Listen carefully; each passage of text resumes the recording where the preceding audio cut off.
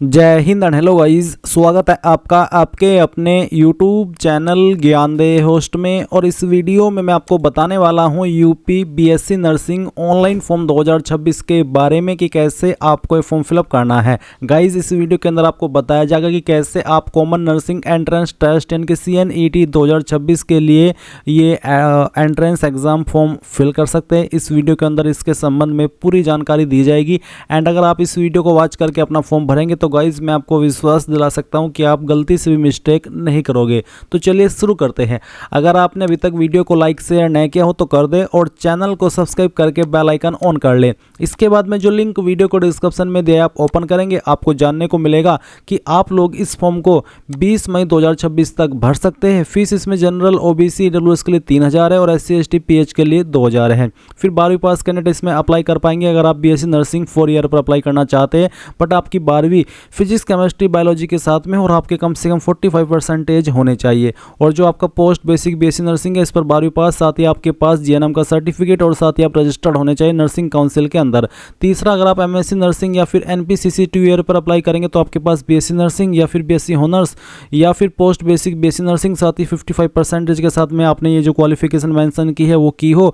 और इसके अलावा आपका रजिस्ट्रेशन होना चाहिए नर्सिंग काउंसिल के अंदर और 1 साल का एक्सपीरियंस भी होना चाहिए, तभी आप फुल एलिजिबल होंगे इस पर अप्लाई करने के लिए। अब आपने पूरी एलिजिबिलिटी की इन्फॉर्मेशन जान ली है। आपको जिस भी कोर्स के लिए अप्लाई करना है वो अब आप यहाँ पर अप्लाई कर सकते हैं। इसके लिए आप क्या करेंगे, इंपॉर्टेंट लिंक के सेक्शन में आएंगे और अप्लाई ऑनलाइन लिंक ओपन करेंगे। अब आपके सामने यहाँ पर ये वाला इंटरफेस आ जाएगा। अभी आपको यहाँ पर डिसाइड करना है या फिर सिलेक्ट करना है कि आपको कौन से कोर्स पर अप्लाई करना है, BSc nursing 4 year, MSc nursing NPCC 2 year या फिर post basic BSc nursing 2 year. तो ये आपको सिलेक्ट करना होगा। सभी पर अप्लाई करने का जो लिंक है वो अलग अलग है, यानी कि अलग अलग से आप अप्लाई करेंगे और अप्लाई करने का प्रोसेस सेम रहेगा। तो अभी यहाँ पर मैं आपको अप्लाई करके दिखाने वाला हूं कि कैसे आपको BSc नर्सिंग 4 ईयर पर अप्लाई करना है। अगर आपके ज़्यादा कमेंट आएंगे कि सर हमें MSc नर्सिंग या फिर पोस्ट बेसिक BSc नर्सिंग का भी एक स्पेशल वीडियो दे दीजिए, तो गाइज मैं आपके लिए वीडियो अलग से बना दूंगा, बट उसके लिए कम से कम 100+ कमेंट होने चाहिए उस कोर्स पर अप्लाई करने के लिए। चलिए अब आपको बताता हूँ कि कैसे आपको BSc नर्सिंग 4 ईयर पर अप्लाई करना है।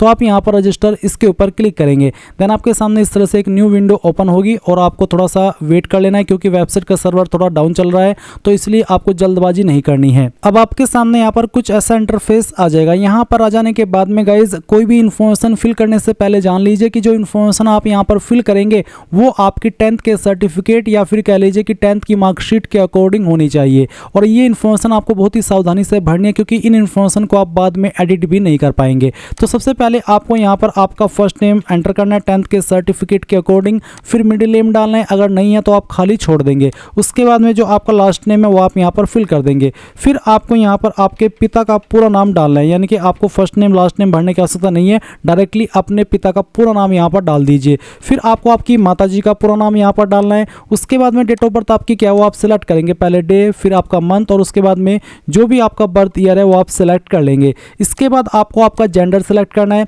फिर यहाँ पर आपकी जो भी ईमेल आईडी है जो आप रजिस्टर करना चाहते हैं वो ईमेल आईडी आप यहाँ पर एंटर करेंगे। इसके बाद आप आपका मोबाइल नंबर डालेंगे एंड अल्टरनेट मोबाइल नंबर के अंदर जो आप सेकंड नंबर यूज करते हो वो आप यहाँ पर डाल दीजिए। अगर आप सिर्फ एक ही नंबर यूज करते हैं तो आप अपने पिताजी का, आपके भाई बहन का वो नंबर यहाँ पर डाल सकते हैं क्योंकि ये ऑप्शन फिल करना अनिवार्य है। उसके बाद यहाँ पर व्हाट्सअप नंबर, अगर आपका मोबाइल नंबर और व्हाट्सअप नंबर एक है तो जो नंबर आपने यहाँ पर डाला वो यहाँ पर व्हाट्सअप नंबर में भी फिल कर देना। उसके बाद कैटेगरी आपकी क्या है, जनरल हो, SC हो, ST हो, OBC हो, क्या है आपकी कैटेगरी, जो भी है वो आप सिलेक्ट कर लेंगे। मान लीजिए आप OBC है तो यहाँ पर एक ऑप्शन आता है कि certificate issuance confirmation, certificate issued only on or after 1 अप्रैल 2026 will be required at the time of counselling, यानी कि जब आपकी काउंसलिंग होगी तो जो आपका सर्टिफिकेट है OBC का वो आपका 1 अप्रैल 2026 के बाद का बना होना चाहिए। अगर आपका सर्टिफिकेट 1 अप्रैल से पहले का बना हुआ है तो गाइज वो एप्लीकेबल नहीं होगा। इसलिए अगर आपका भी सर्टिफिकेट नहीं है तो 1 अप्रैल 2026 के बाद में आप आपका सर्टिफिकेट बनवा लीजिएगा। एंड गाइज अगर आपकी कैटेगरी SC ST है तो फिर आपका जो पुराना सर्टिफिकेट है कास्ट का वो भी चल जाएगा, उनके लिए कंडीशन नहीं रखी है। ये कंडीशन सिर्फ ओबीसी के लिए कि आपका सर्टिफिकेट ऑन और आफ्टर 1 अप्रैल 2026 यानी कि 1 अप्रैल 2026 के बाद का बना होना चाहिए। अब आती है सब कैटेगरी, जैसे कि क्या आप डिपेंडेंट हो, freedom fighter, national cadet corps यानी कि एनसीसी कैंडिडेट है, एक्स सर्विसमैन हो, पर्सन विद डिसेबिलिटी हो। अगर आपकी इनमें से कोई सब कैटेगरी है तो सिलेक्ट कर ले, नहीं तो नॉट एप्लीकेबल के ऊपर क्लिक करेंगे। अब जो इन्फॉर्मेशन आपने यहाँ पर ये वाली भरी, इन सभी को डबल चेक कर ले, क्योंकि जैसे कि मैंने कहा कि बाद में ये जानकारी आप एडिट नहीं कर पाएंगे। और जब आप पूरी तरीके से श्योर हो जाए कि हाँ ये सभी इन्फॉर्मेशन सही है, तो आप यहाँ पर नीचे रजिस्टर के ऊपर क्लिक करेंगे। अब आपने यहाँ पर ये जो इन्फॉर्मेशन अभी भरी है वो सभी आपके सामने अगेन यहाँ पर प्रीव्यू के रूप में आ चुकी है। अगेन आपको मौका दिया जा रहा है कि एक बार फिर से अच्छे से एक स्पेलिंग चेक कर ले, और अगर आप यहाँ पर भी श्योर है कि हाँ इन्फॉर्मेशन सभी सही है, तो गाइज सबमिट के ऊपर क्लिक करके यहाँ से कंफर्म कर दे कि हाँ मैंने सभी इन्फॉर्मेशन डबल चेक कर ली। अब आप देखेंगे डन का ऑप्शन आ चुका है। अभी आपको यहाँ पर ओटीपी वेरीफाई और ईमेल वेरीफाई करना है। आपको आपके नंबर के ऊपर एक ओटीपी सेंड किया है। पहले आप यहाँ पर जो मोबाइल पर ओटीपी आया है वो एंटर करेंगे। मैं आपको लाइव एंटर करके दिखाता हूँ ताकि आपको रियल और सटीक इन्फॉर्मेशन मिल सके। तो जो नंबर पर आपको ओटीपी आया है वो आप यहाँ पर एंटर कीजिए। चलिए मैं इस ओटीपी को एंटर कर देता हूँ। इसके बाद में आप यहाँ पर नीचे देखेंगे ईमेल वाला, तो जो ईमेल के ऊपर आपको ओटीपी आया है, आपको आपकी ईमेल चेक करनी है। और ईमेल जब आप चेक करेंगे तो आपको वहाँ पर एक ईमेल देखने को मिलेगी। अभी मैं आपको बता रहा हूँ कि किस नाम से वो ईमेल होगी। ये है आपकी ABVMUCET 2026, इस नाम से आपको एक ईमेल देखने को मिलेगी। अब उसके अंदर जो ओटीपी आपको दिया गया है वो ओटीपी आप यहाँ पर डालिए, और उसके बाद में आप यहाँ पर नीचे वेरीफाई ओटीपी इसके ऊपर क्लिक कर दीजिए। अब आप देख सकते हैं कि यहाँ पर ओटीपी सक्सेसफुल हो चुका है। आप मेरे सामने आ रहा है कि you are successfully registered for BSc nursing 4 year. तो इसके बाद आप क्या करेंगे, आप यहाँ से ओके कर देंगे। ओके करने के बाद में गाइज जो आपको राशन आईडी नंबर मिला है मैसेज और ईमेल के माध्यम से वो यहाँ पर डालिए, और जो पासवर्ड मिला है वो भी आप यहाँ पर फिल कर दीजिए, और उसके बाद लॉगिन के ऊपर क्लिक कीजिए। अब आपके सामने यहाँ पर चेंज पासवर्ड का विकल्प आएगा। जैसे आप लॉगिन करेंगे तो आपको क्या करना है, पहले आपको आपका ओल्ड पासवर्ड यानी कि जो भी आपको मिला है राशन नंबर के साथ में आपका पासवर्ड वो आप डालिए। फिर आप एक न्यू पासवर्ड बनाएंगे। न्यू पासवर्ड आपका कैसा उसका आपको यहाँ पर बताया कि आपको आपकी मर्जी से एक पासवर्ड बना लेना है। तो जो भी आप पासवर्ड बनाना चाहते हैं वो यहाँ पर आप आपकी मर्ज़ी से बना लीजिए। मैं यहाँ पर एक अपनी मर्ज़ी से पासवर्ड फिल कर रहा हूँ, आप भी आपकी मर्ज़ी से यहाँ पर एक पासवर्ड डाल दीजिए, और उसके बाद चेंज पासवर्ड इसके ऊपर क्लिक कीजिए। देख सकते हैं कि यहाँ पर आपका पासवर्ड बन चुका है। अब आप क्या करेंगे, आपको यहाँ पर इसमें जो आगे का फॉर्म है वो कंप्लीट करना है। तो इसमें यहाँ पर आपको एप्लीकेशन स्टेटस के नीचे एक्शन है और फिर फिल फॉर्म है। आप फिल फॉर्म इसके ऊपर क्लिक कीजिए। इसके ऊपर क्लिक करने के बाद कुछ जानकारी आपकी यहाँ पर भरी हुई है जो कि अभी आपने भरी थी राशन करते समय, और कुछ जानकारी आपको भरनी है। जैसे कि एक सवाल है यहाँ पर, are you a domicile of Uttar Pradesh, क्या आप उत्तर प्रदेश के निवासी है? अगर है तो यस, नहीं तो आप नो करेंगे। यस करने पर यहाँ पर आपको नीचे जो आपका आधार कार्ड का नंबर है वो डालना है। फिर उसके बाद आप यहाँ पर देखेंगे कोई और अतिरिक्त इन्फॉर्मेशन आपको इस वाले सेक्शन में नहीं देनी। आप नीचे की तरफ सेव एंड नेक्स्ट इसके ऊपर क्लिक करेंगे। अब आपके सामने एड्रेस का सेक्शन आएगा, तो आपको यहाँ पर जो हाउस नंबर है आपका, स्ट्रीट, विलेज, इनमें से कोई भी एक चीज़ डाल देनी है। फिर इसके बाद मोहल्ला कौन सा, एरिया या फिर पोस्ट ऑफिस, वो आपको भरना है। अगर आप कंफ्यूज हो रहे हैं कि मेरा हाउस नंबर नहीं है, मेरा स्ट्रीट विलेज नहीं है, तो आप सिंपली इन दो लाइन के अंदर जो भी आपका एड्रेस है स्टेट को छोड़ करके उसके पहले का जो भी एड्रेस है वो आप इन दो लाइन के अंदर फिल कर देना। फिर अपनी स्टेट यहाँ से सिलेक्ट कर लेना, और उसके बाद में डिस्ट्रिक्ट कौन सी है वो सिलेक्ट कर लेंगे, और अपना पिन कोड भी आपको यहाँ पर डाल देना है। फिर नीचे एक लाइन है कि सेम एज परमानेंट एड्रेस। अगर आपका प्रेजेंट एड्रेस और परमानेंट एड्रेस सेम है तो गाइज आप इस बॉक्स को टिक कर देना, और अगर आपका प्रेजेंट एड्रेस और परमानेंट एड्रेस अलग अलग है तो अनटिक करके अलग से आप यहाँ पर नीचे अपना प्रेजेंट एड्रेस भर देना, क्योंकि आप ऊपर आपका परमानेंट एड्रेस भर चुके हैं। इसके बाद आप सेव एंड नेक्स्ट के ऊपर क्लिक करेंगे। अब आपके सामने educational qualification and centre cities preference का सेक्शन आ चुका है। तो सबसे पहले आप 10वीं की इन्फॉर्मेशन भरेंगे। 10वीं आपने कौन से बोर्ड से की है? यूपी बोर्ड जो आपको यहाँ पर पहले नंबर पर दिखाई दे रहा है, फिर सीबीएसई, फिर आईसीएसई या फिर आईएससी या फिर अन्य। तो अदर आप सिलेक्ट कर सकते हैं और खुद से अपने बोर्ड का नाम दे सकते हैं, बट अगर आपका यूपी बोर्ड है या फिर सीबीएसई बोर्ड है तो आप यहाँ से सिलेक्ट कर लेंगे। उसके बाद इंस्टीट्यूट कॉलेज, तो कहाँ से आपने किया है, आपको स्कूल कॉलेज का नाम यहाँ पर आपको एंटर कर देना है। पूरा नाम आप यहाँ पर डाल दीजिएगा। किस साल के अंदर आपने आपकी 10वीं पास कर ली थी वो साल आप यहाँ पर लिख देंगे। इसके बाद टोटल मैक्सिमम मार्क्स कितने थे, तो जो भी थे वो आप यहाँ पर डाल देंगे। उसमें से आपको कितने नंबर आए थे वो यहाँ पर भरेंगे, परसेंटेज आपकी आ जाएगी। सब्जेक्ट आपके पास 10वीं के अंदर कौन कौन से थे उन सब्जेक्ट के नाम आपको यहाँ पर एंटर करने हैं। मैं आपको डेमो के लिए लिख करके दिखा रहा हूँ ये नाम। आप यहाँ पर जो भी आपके सब्जेक्ट के नाम है वो एंटर करेंगे। चलिए हम यहाँ पर जो भी हमारे पास सब्जेक्ट थे उनके नाम फिल कर देते हैं। मैं यहाँ पर एक एक करके आपको फिल करके दिखा रहा हूँ। ये सभी सब्जेक्ट के नाम फिल करने के बाद में आप नीचे की तरफ आएंगे और यहाँ पर एक ऑप्शन भी है कि प्रमोटेड ड्यूरिंग कोविड। अगर आप 10वीं कोविड के टाइम पर किए तो आप यहाँ पर इस ऑप्शन को टिक कर सकते हैं, बट अगर आप उससे पहले किए या उसके बाद किए तो आप यहाँ पर सिंपली अपनी 10वीं के नंबर भर दीजिएगा। अब नीचे आता है आपके सामने एग्जामिनेशन सब्जेक्ट। यहाँ पर आपको 10वीं के अलावा जो अन्य डिटेल्स है उसकी देनी है, बट अभी यहाँ पर आपको जो इन्फॉर्मेशन है वो 10वीं की ही देनी है, जिसमें कि यहाँ पर आपसे पूछा जा रहा है जो आपका कक्षा 10th का साइंस सब्जेक्ट था उसमें आपको कितने नंबर आए थे। पहले तो आपको यहाँ पर लिखना है मैक्सिमम मार्क्स, तो यहाँ पर इसमें आपको 100 लिख देना है। फिर उसमें से आपको कितने नंबर आए थे वो आप यहाँ पर डाल दीजिएगा। फिर सोशल साइंस में आपको 100 में से कितने नंबर आए थे वो आप यहाँ पर फिल करेंगे। उसके बाद में आप यहाँ पर देखेंगे मैथमेटिक्स, तो मैथमेटिक्स में आपको मैक्सिमम मार्क्स लिखने हैं और फिर उसमें जो नंबर आपको आए थे वो यहाँ पर डाल देने हैं। इसके बाद हिंदी लैंग्वेज के आपको जो टोटल नंबर है वो यहाँ पर डालने और कितने नंबर आए थे वो यहाँ पर आपको भर देने हैं। इसके बाद आप यहाँ पर देखेंगे कि इंग्लिश में आपके टोटल नंबर यहाँ पर लिखेंगे और उसमें जो नंबर आपको आए थे वो यहाँ पर भर देंगे। तो इस तरह से आपको नंबर्स ये भर देने हैं। अब आएगी आपकी 12वीं की इन्फॉर्मेशन, तो आपको यहाँ पर क्लास 12 सेलेक्ट करना है और बताना है कि आपका रिजल्ट डिक्लेयर्ड है या फिर आप रिजल्ट का वेट कर रहे हैं। अगर डिक्लेयर्ड है तो आप डिक्लेयर्ड सेलेक्ट कर लेंगे, उसके बाद में अपना बोर्ड सेलेक्ट करेंगे। फिर आपको यहाँ पर सेम वे में आपके स्कूल कॉलेज का नाम बताना है कि कौन से स्कूल कॉलेज से आपने आपकी जो 12वीं है वो की है। इसके बाद यहाँ पर बताएंगे कि किस साल के अंदर पास कर ली थी। फिर यहाँ पर आपको मैक्सिमम मार्क्स डाल देने हैं, उसमें से जो नंबर आए थे वो आप यहाँ पर एंटर कर देंगे और फिर यहाँ पर आपके जो 12वीं के अंदर सब्जेक्ट थे उन सब्जेक्ट के नाम भी यहाँ पर आपको लिख देने हैं। एक एक करके सभी सब्जेक्ट के नाम लिख देना, जैसे कि अभी आपने 10th के लिखे हैं।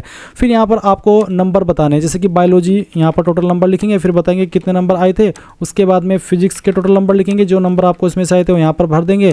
केमिस्ट्री में आपके टोटल नंबर यहाँ पर डालेंगे और जो नंबर आए थे वो यहाँ पर डाल देंगे। इंग्लिश के टोटल नंबर यहाँ पर डाल करके जो नंबर आए थे वो यहाँ पर भर देंगे। फिर नीचे एक सवाल है कि एग्जामिनेशन सिटी चॉइस, तो यहाँ पर आप पहली चॉइस किस सिटी को देना चाहते हैं एग्जाम सेंटर के लिए वो आप यहाँ पर सेलेक्ट कर ले। सेकंड चॉइस किसको देनी है और थर्ड चॉइस किसको देनी है ये आप यहाँ पर इस तरह से अपनी मर्जी से सिलेक्ट कर लेंगे।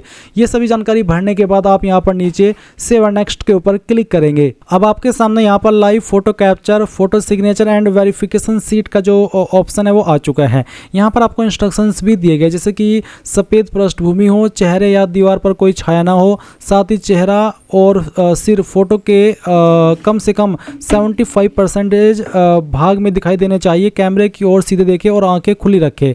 साथ ही यहाँ पर आपको बोला है कि एक्सेसरीज न पहने, जैसे कि काला चश्मा, धूप का चश्मा न पहने, टोपी, कैप, फैशन संबंधी सिर ढकने वाले वस्त्र न पहने, दोनों कान स्पष्ट रूप से दिखाई देने चाहिए। ब्लिंक आंख झपकाने पर ऑटो कैप्चर आपका फोटो हो जाएगा। अब आपको यहाँ पर सभी इंस्ट्रक्शंस मिल चुके हैं, आपको सभी को देख लेना है। इसके बाद गाइज आप देखेंगे यहाँ पर स्टार्ट कैमरा, आप स्टार्ट कैमरा इसके ऊपर क्लिक कीजिए। मैं यहाँ पर इसको कर देता हूँ और जैसे ही आपका कैमरा ऑन हो जाए तो आप यहाँ पर आईज ब्लिंक करेंगे। आई ब्लिंक करने के बाद ऑटोमेटिकली आपका जो फोटो है वो कैप्चर हो जाएगा। लाइव फोटो अपलोड हो जाने के बाद आप देखेंगे लाइव फोटो सेव्ड सक्सेसफुली, और अगर आपका फोटो लेते समय कुछ गलत कैप्चर हो जाए तो आप उसको रिटेक भी कर सकते हैं। अब आपको यहाँ पर आपका फ़ोटो अपलोड करना है। आपका फ़ोटो 3 महीने से पुराना नहीं होना चाहिए, साथ ही किसी भी बॉर्डर के बिना तथा चेहरे की विशेषताएं स्पष्ट रूप से दिखाई देनी चाहिए। साइज़ आपको बोला कि 50 से 200 KB के बीच में हो, तो आप चूज फाइल इसके ऊपर क्लिक करेंगे और जहाँ पर भी आपकी फ़ोटो फाइल है वो आपको यहाँ पर सेलेक्ट करनी है। मैं इस फाइल को सेलेक्ट करता हूँ, ओपन करता हूँ। उसके बाद आप नीचे की तरफ आएंगे और सिग्नेचर अपलोड करेंगे। इसका साइज़ 20 से 100 KB के बीच में रखा है, तो आप चूज फाइल इसके ऊपर क्लिक करेंगे, जहाँ पर आपका सिग्नेचर है फाइल सेलेक्ट कीजिए, ओपन कीजिए, आपका सिग्नेचर इस तरह से आ जाएगा।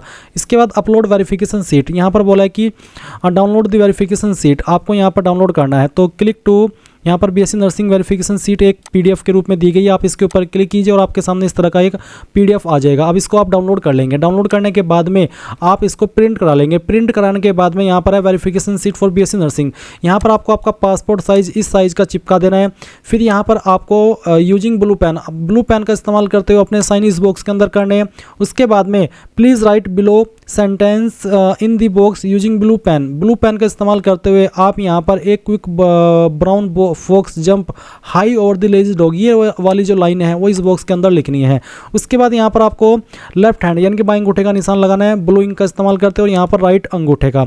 उसके बाद मार्क ऑफ आइडेंटिफिकेशन, आपकी बॉडी के ऊपर वो निशान जिससे आपकी बॉडी की पहचान होती है। ये निशान आपकी बॉडी के ऊपर जलने का, कटने का, बर्थमार्क, कहीं पर भी कुछ भी हो सकता है, तिल भी हो सकता है, तो आप उस निशान के बारे में लिख देंगे, पहले 1 फिर 2।